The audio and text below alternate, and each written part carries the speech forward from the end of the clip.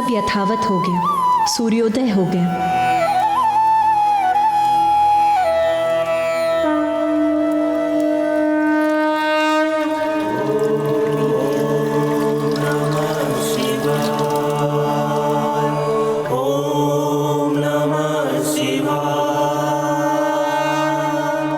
मुझे महादेव को ये सूचना देनी ही होगी कि एक ढोंगी जलंधर नामक असुर स्वयं को भगवान मानकर हम देवताओं को उसकी प्रभुता स्वीकार करने के लिए बलपूर्वक विवश कर रहा है।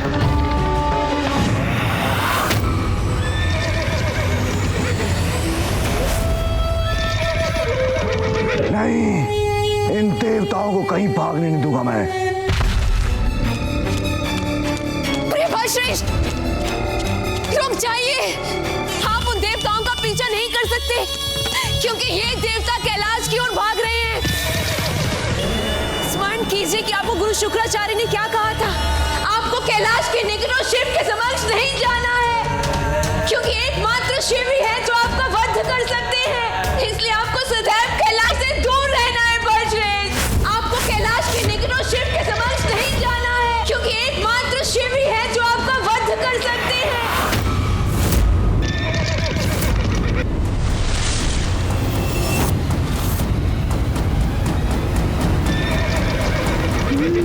तो ये बात है, जलंधर कैलाश या पिताश्री के समक्ष नहीं आ सकता और एकमात्र पिताश्री के हाथों ही उसका वध संभव है।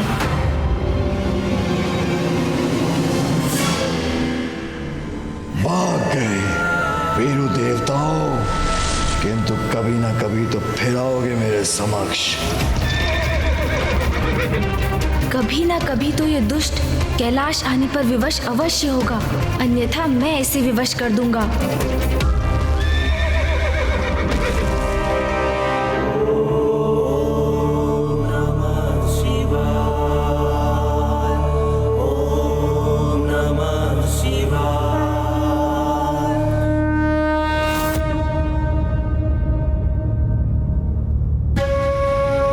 महादेव तो ध्यान मग्न है और उनका ध्यान भंग करना उचित नहीं होगा। प्रथम पूज्य गणेश जी, अब आप ही बताइए हम क्या करें।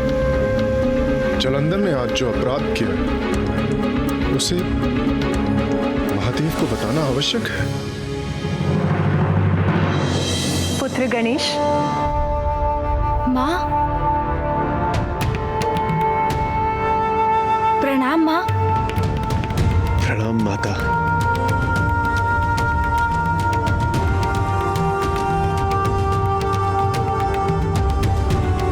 इंद्रदेव, सूर्यदेव, आप सभी यहाँ इतनी भोर में? कुछ हुआ है क्या?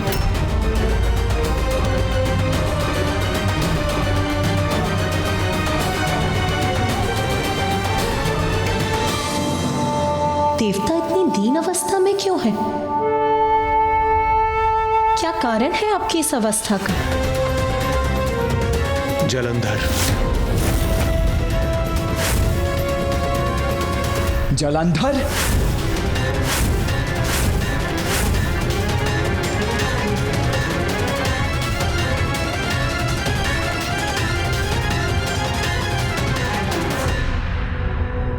देवगण, क्या किया है जलंधर ने? देव सेनापति कुमार कार्तिकेय, उसने हम पर आक्रमण किया और वो अकेला नहीं, उसकी पत्नी भी उसके साथ है। और असमंजस की बात तो ये है कि वो दोनों ही अपार शक्ति के स्वामी हैं और हमारे किसी भी अस्त्र का कोई प्रभाव नहीं हो रहा उस जलंधर पर। किंतु आप देवताओं पर उसके आक्रमण का कारण क्या था?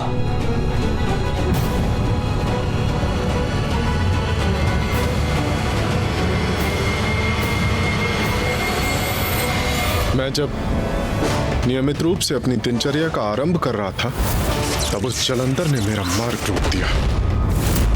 मैंने आगे बढ़ने का प्रयत्न किया तो उसने मुझ पर आक्रमण कर दिया। और जब इंद्रदेव और अन्य देवता मेरी सहायता के लिए आए तो उसने हम सभी पर आक्रमण कर दिया और हम सब की दुर्दशा कर दी। किंतु उसने आपका मार्ग क्यों रोका सूर्यदेव? माता, दुष्ट है वो। कदाचित अपनी दुष्टता के कारण अहंकार वश ऐसा किया उसने। सूर्यदेव का मार्ग रोका, सृष्टि के नियमों को भंग करने का प्रयास किया। ये तो जैसे स्वयं जगत पिता महादेव को चुनौती देने के समान है। क्या आप हमसे कुछ छिपा रहे हैं सूर्यदेव? जो कुछ भी है स्पष्ट कहिए सूर्यदेव। माता, वो स्वयं को नवीन भगवान कहता है और चाहता है कि सर्वप्रथम मैं उसका अभिवादन करूं। देखा माँ, अब वो सभी से अपनी पूजा करवाना चाहता है। उसके इस अपराध का दंड उसे अवश्य मिलकर ही रहेगा।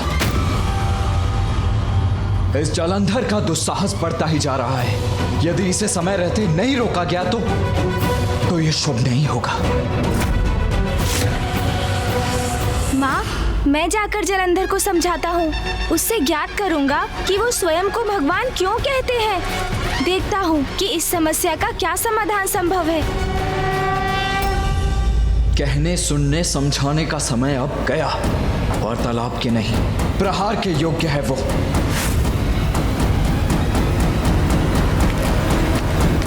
पुत्र कार्तिकेय। कुमार कार्तिकेय, ये कुमार कार्तिकेय कहाँ जा रहे हैं?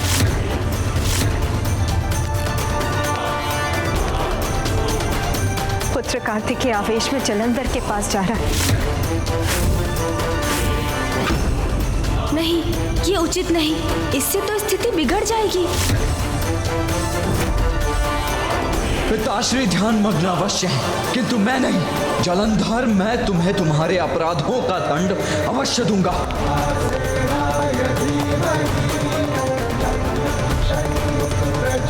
माता, वो स्वयं को नवीन भगवान कहता है और चाहता है कि सर्वप्रथम मैं उसका अभिवादन करूं।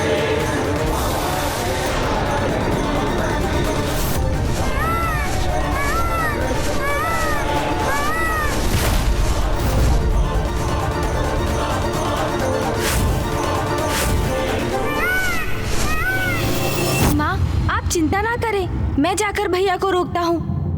मूषक जी। जी प्रभु।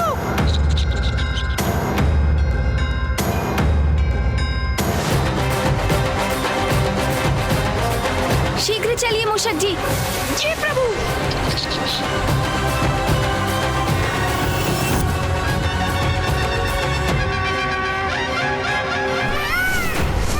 मुझे भैया को रोकना ही होगा।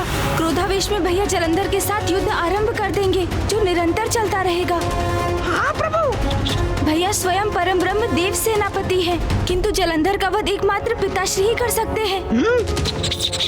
ये भैया को ज्ञात नहीं, इसलिए ये युद्ध बहुत विनाश करेगा। मूषक जी, भैया को रोकना अति आवश्यक है। प्रभु, हम कुमार कार्तिकेय की गति का सामना कैसे कर सकते हैं? चिंता मत कीजिए मूषक जी, हमारे पास एक उपाय है। उपाय है? आप समझ गए ना मूषक जी, मैं क्या करना चाहता हूँ? समझ गया प्रभु, मैं आपका उपाय समझ गया। चिंता मत कीजिए मूषक जी, आप अपना संतुलन बनाए रखिए। जी प्रभु।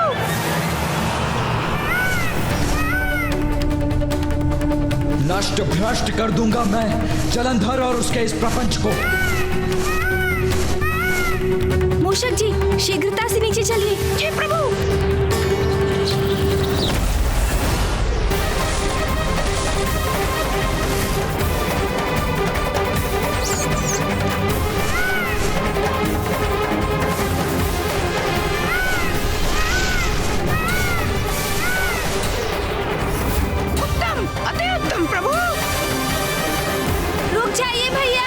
गणेश, हट जाओ मेरे मार्ग से। नहीं भैया, मैं आपको और आगे नहीं जाने दे सकता। मत रोको मुझे। अब मेरा क्रोध इस दुस्साहसी जलंधर को दंडित करके ही शांत होगा। प्रभु, देव सेनापति कार्तिकेय जी तो अत्यंत क्रोधित हैं। वो अपनी गति धीमी नहीं कर रहे हैं। हमें उनके मार्ग को छोड़ देना चाहिए। नहीं मूषक जी, हम यही अड़िग रहेंगे। भैया को इतने आवेश में यदि जलंधर के पास जाने दिया तो बहुत बड़ा संकट उत्पन्न हो जाएगा। परिणाम जो भी हो, उन्हें रोकना ही होगा हमें। वहीं से तो मेरी आंखें बंद हो रही हैं। रुक जाइए भैया, आगे मत बढ़िए भैया, अन्यथा अनर्थ हो जाएगा। हट जाओ मेरे मार्ग से गणेश। इस ढोंगी जलंधर को दंडित करके ही रहूंगा मैं। भैया, दंडित तो मैं भी करना चाहता हूँ जलंधर को, और उसके लिए आपके साथ चलने के लिए भी प्रस्तुत हूँ। किंतु प्रत्येक युद्ध परिस्थिति के अनुसार विशेष रणनीति से ही किया जाना चाहिए। उचित है अनुज, किंतु इस जलंधर को उसकी उद्दंडता का दंड देने के लिए हमें किसी विशेष रणनीति की आवश्यकता नहीं है। गणेश, या तो तुम मेरे साथ चलो, अन्यथा हट जाओ मेरे मार्ग से। भैया, पिताश्री की क्रोधाग्नि से उत्पन्न हुआ है जलंधर, इसलिए एकमात्र पिताश्री ही उसका वध कर सकते हैं। स्वयं असुर गुरु शुक्राचार्य ने उन्हें चेतावनी देते हुए बताया था, इसलिए आपका उससे युद्ध करने का कोई लाभ नहीं होगा। समझने का प्रयास कीजिए भैया, रुक जाइए। ये क्या कह रहा है गणेश? असुर गुरु शुक्राचार्य ने कहा है?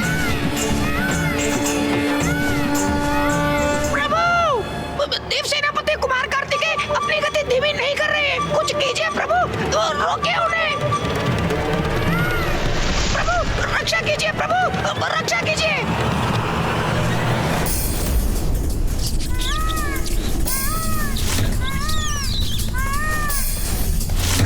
आज तो प्राण अवश्य जाएंगे।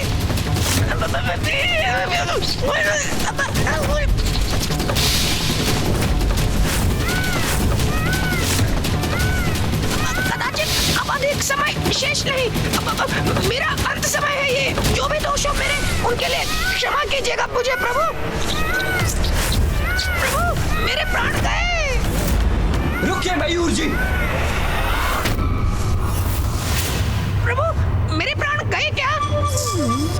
अब आप सुरक्षित हैं मूषक जी? हैं? कुछ नहीं हुआ मुझे, मैं जीवित हूँ। कुमार कार्तिकेय रुक गए, मेरी रक्षा हो गई। धन्यवाद प्रभु, जीवित हूँ मैं, जीवित हूँ। गणेश, क्या तुम्हें पूर्ण विश्वास है कि एकमात्र पिताश्री ही जलंधर का अंत कर सकते हैं? हाँ भैया, यही सत्य है। मैंने स्वयं जलंधर की पत्नी के मुख से सुना है। स्मरण कीजिए कि आपको गुरु शुक्राचार्य ने क्या कहा था।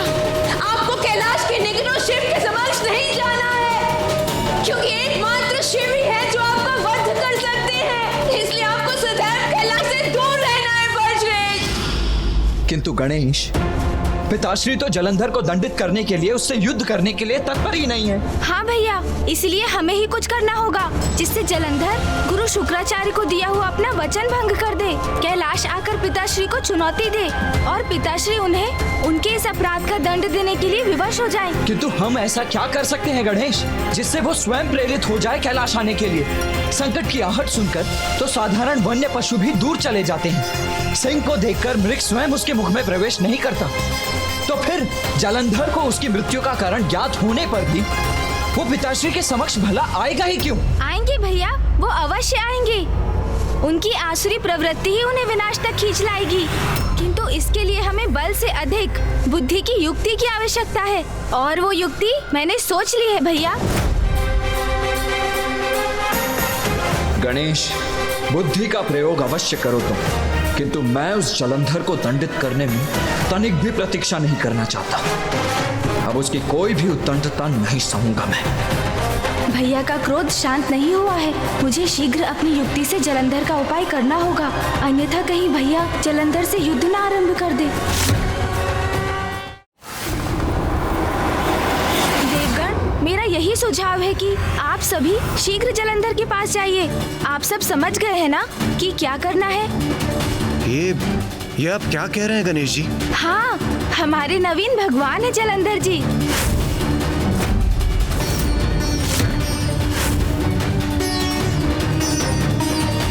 और भगवान के आदेश का पालन तो हमारा कर्तव्य है,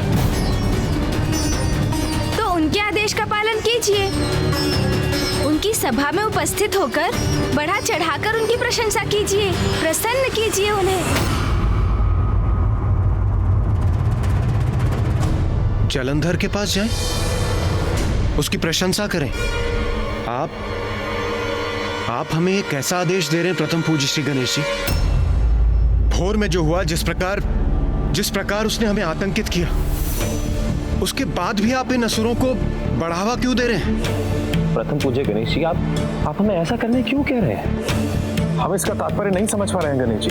हम भी समझ नहीं पा रहे। प्रथम पूज्य है गणेश। उसका कोई भी सुझाव अनुचित नहीं हो सकता।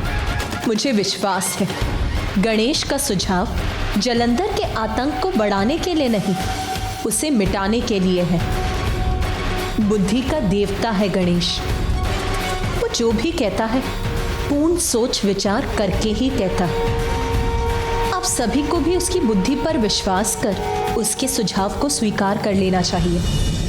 माता, मुझे प्रथम पूज्य श्री गणेश जी की बुद्धि पर कदापि संदेह नहीं है। मैं तो बस उनके दिए सुझाव को लेकर आश्चर्यचकित था। यदि संदेह नहीं है तो ये चर्चा व्यर्थ। आप वही करिए जो गणेश ने कहा है। ये लीजिए प्रिय बलश्रेष्ठ, मदिरा पान कीजिए और शांत हो जाइए। मदिरा।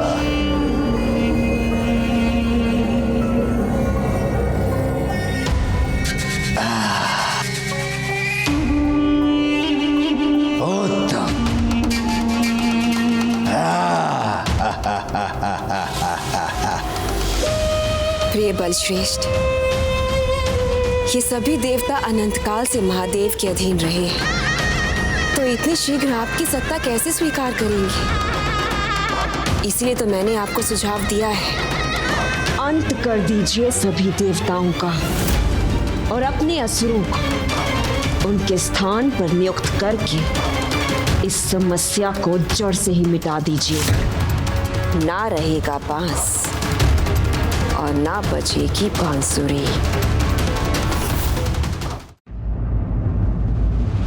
वही करने जा रहा था मैं, उन सभी का वध करने जा रहा था, किंतु ज्ञात नहीं एक विचित्र सा गजमुख बालक कहां से प्रस्तुत हो गया, उन सभी को बचा ले गया। हाँ प्रिय बलश्रेष्ठ, वो बालक था कौन?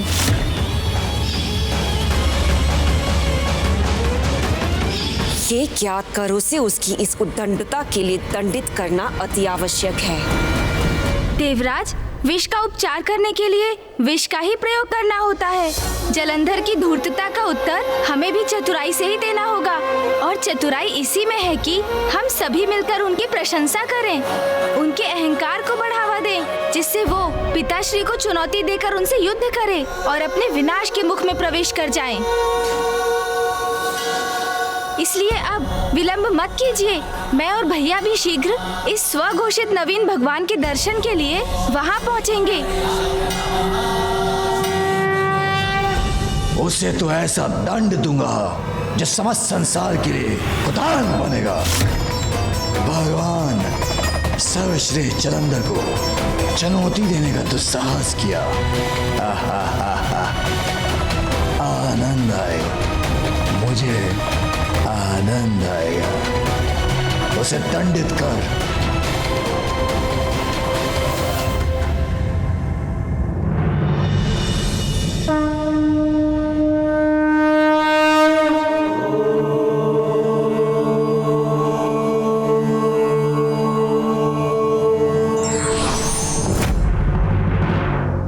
गणेश,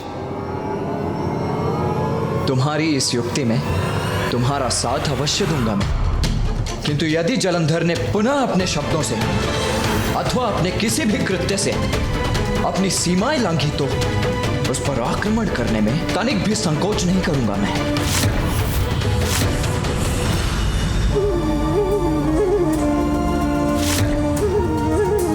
अहंकारी जलंधर अवश्य ऐसा कुछ करेगा जिससे पुत्र कार्तिकेय का क्रोध और बढ़ेगा।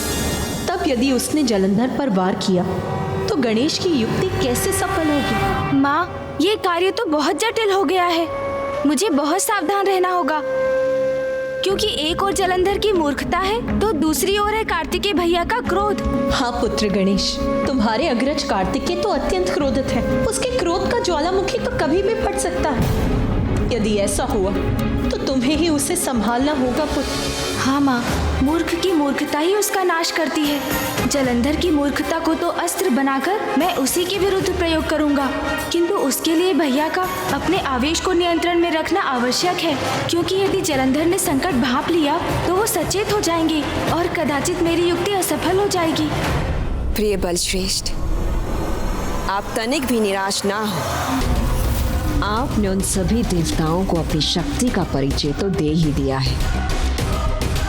मेरा विश्वास कीजिए, बहुत शीघ्र ये सभी देवता आपकी चाटुकारिता करते पाए जाएंगे।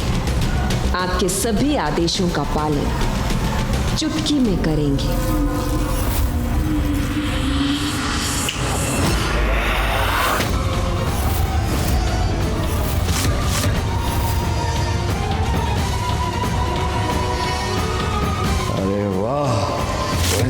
चुटकी बजाए और सभी देव बह खाकर आ भी गए अभी। तो अंततः देवताओं को बात समझ में आ ही गई कि उनका हित यही है, मेरे बलश्रेष्ठ के समक्ष।